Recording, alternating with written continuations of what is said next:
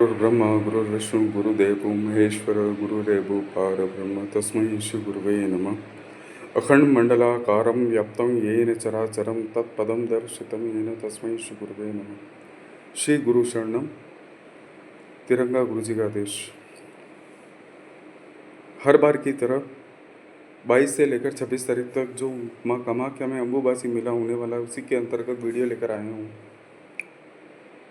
मैंने बीच में आप लोगों को कहा था कि व्हाट्सएप पर एक ग्रुप की स्थापना हुई है जो कि अम्बुबासी मेले से ही संबंधित है, जिसमें पूरी माँ कामाख्या की साधना की पूरी हिस्ट्री और सभी प्रकार के मंत्र दिए जाएंगे, जिसमें शुरुआत होगी सबसे पहले ध्यान मंत्र से, यानी माँ कामाख्या का ध्यान मंत्र। जब कभी भी हम किसी देवी देवता की साधना करते हैं, उनका आह्वान करते हैं या जब उन्हें याद करते हैं, तो सबसे पहले उनका ध्यान करना पड़ता है, कि ध्यान में अवस्थित होने के और ध्यान से निकली हुई बात ही सर्वमान्य मानी जाती है। पहला पॉइंट। नंबर 2, माँ कामाख्या की साधना दी जाएगी। तीसरे नंबर पे आसन मंत्र। हमेशा हम जब कभी भी कोई साधना करते हैं या किसी भी प्रकार का मंत्र साधना करने के लिए बैठते हैं, तो आसन कीलन और आसन मंत्र अनिवार्य है। चौथा, माँ कामाख्या का कवच। ये कवच बनाया भी जाएगा वहाँ पर तिरंगा गुरु जी द्वारा, वो विषय मैं अंत में लूँगा।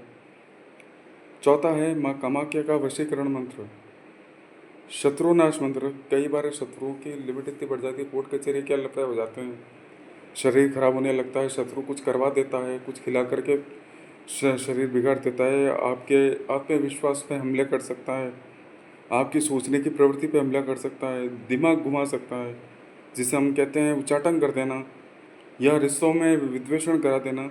ऐसे में शत्रुनाश मंत्र बहुत काम आता है। माँ कामाख्या की गुप्त कई साधनाएं भी दी जाएंगी इस ग्रुप पे, इसलिए ग्रुप पे जुड़ने के बाद ही आपको पता चलेगा।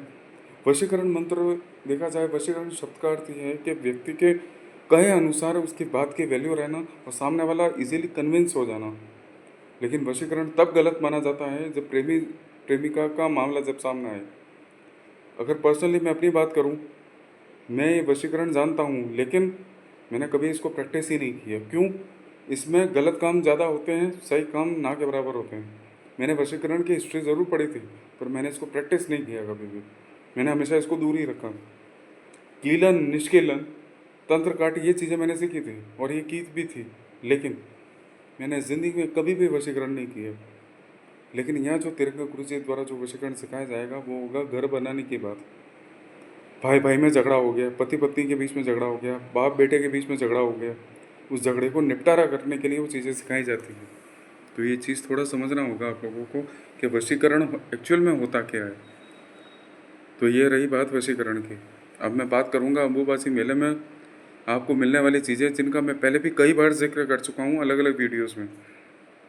सबसे पहला, आपके नाम से हवन पूजा की जाएगी, जिसका एक शुल्क निर्धारित है तिरंगा गुरु जी द्वारा। तो शुल्क भरने के बाद ही आप अपनी पूजा का स्लॉट बुक करा सकते हैं। वो सभी के लिए है, वो पूजन सभी के लिए है। नंबर फ्लैश किए जा चुके हैं, उसमें कोई आपको संशय नहीं रहेगा। दूसरा, अम्बुबाची वस्त्र, वो सिर्फ साधकों के लिए है, अघोर साधक या वाम मार्गी साधक। तीसरा है वहाँ मिलने वाली वाम मार्गी दीक्षा, वो भी सिर्फ गिने चुने 11 लोगों को ही मिलेगा और उन्हीं साधकों को अम्बुबाची वस्त्र दिया जाएगा। लेकिन दोनों का शुल्क अलग अलग है और सशुल्क ही मिलेंगे सारे। तीसरा, कामाख्या कवच, वो सभी के लिए है। अगर कोई तंत्र काट करवाना चाहता है, तंत्र से बचना चाहता है, या जिसको हर वक्त ये लगता है कि हमारे ऊपर तंत्र हो सकता है, या शत्रुदारी हो रखी है, बहुत ज़्यादा लोगों से झगड़े हो रखे हैं और ऐसे में वो अपना कवच बनवाना चाहते हैं, तो तिरंगा गुरु जी से संपर्क करके कवच निर्माण करवा सकते हैं। उसमें शुल्क उसमें भी निर्धारित है, आपको बता दिया जाएगा सारा जब आप फ़ोन पे बात करेंगे। तो उम्मीद करूँगा आपको मेरी बातें समझ में आई होंगी। याद रहे, वाम मार्ग की दीक्षा सिर्फ गिने चुने 11 लोगों को ही मिलेगी और वो उनको अपनी योग्यता से करनी होगी। ये मैं कई वीडियो में बोल चुका हूँ।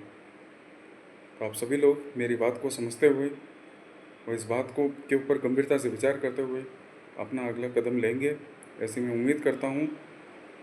प्रणाम। जय माँ कामाख्या। तिरंगा गुरु जी का आदेश।